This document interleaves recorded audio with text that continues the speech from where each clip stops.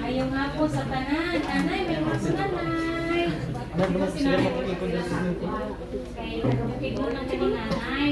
Pero may balay kami dira. Itong ginabaklan sa bata niya mo sa batchoy. So siguro, dili kayo ko nimo mahimduman. Ang mister ko, ara. No? Siguro, present ni Perry sa inyong birthday. No? Pero sa siguro kayo hindi kayo niya kamabantayan. Pero nanay, daghang salamat gid sa panahon nga ara kami sa inyong part sa inyong celebrant. Kami nga pamilya, always gid kami nga gi-welcome, no? Nagpasalamat gid mi sa ita pa family tungod kay nagyapon mi no bisan nalipat kami sa Ilongga man ako nanay nga pagka Cebuana. Cebuana na pagka Ilongga. Kaya akon nga bana Cebuano, ay no, Ilonggo kag Karaya. Nagkato siya gahapon sa amon, ano sila, siling niya, makato kami diri. So, praise God na naningkamot po kami tungod kay naman tayo mga buluhaton, no, mga pangalaw-adlaw. So, naningkamot kami nga makabot, may kami sa libertad. So, makikita ang Ginoo nanay kay nagbisyo gamay ang motor sa Nueva Gracia, pero kaluyan lang kay ano siya, may andara siya kadugayan. So ako part nanay as a women's, no? Atong elder, pero na ko time po na mag-share sa imo nga tungod kay nakaibalo ko kung sa ka-blessing nga pagkalikanan.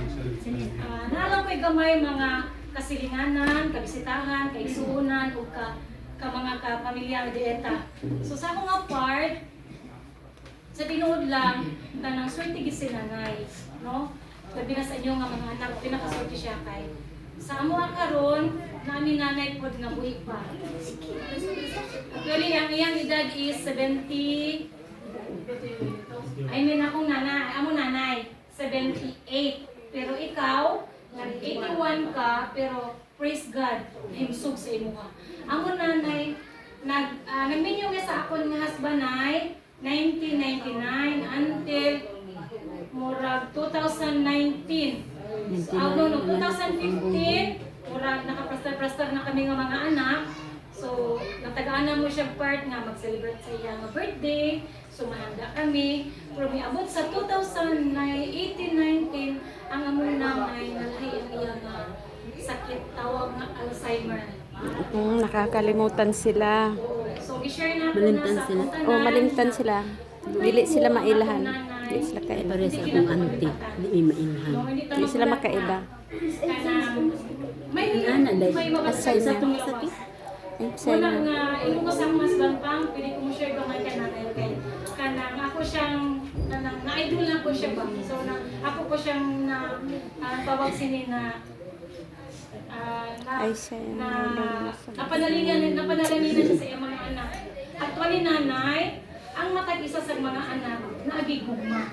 Pero sahay kani ato bitong time o ang atong financial, sahay kung wala taan, mag-isugid ka o prepare sa atong nanay.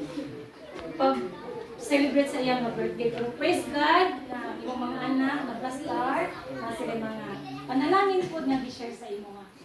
Nanay, kailangan ko nanay tungod kay ang nanay karong May 4, I mean July 4, mag-birthday siya nay.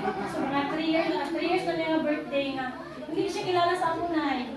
Mag-celebrate ni nga. Nagkukulang siya, wala siya kilala sa amon. So one time, iulit mi dito. Siling namon, nay, siling namon sa iya, nay. Happy birthday, siling namon sa iya. Siya niya, ay, buhay kanyo nakabook, siling nga sina. Sinamon, basta nakakilala niya sa amon, kaya sinamon. Siya, buhay ka mo nakabook, gina. Tisino kami na ibay. Sabi ninyo mga kilala, kasi sabat sa among nanay, siling niya. Classmate ba ito naman kamo? Okay. Kamo na ang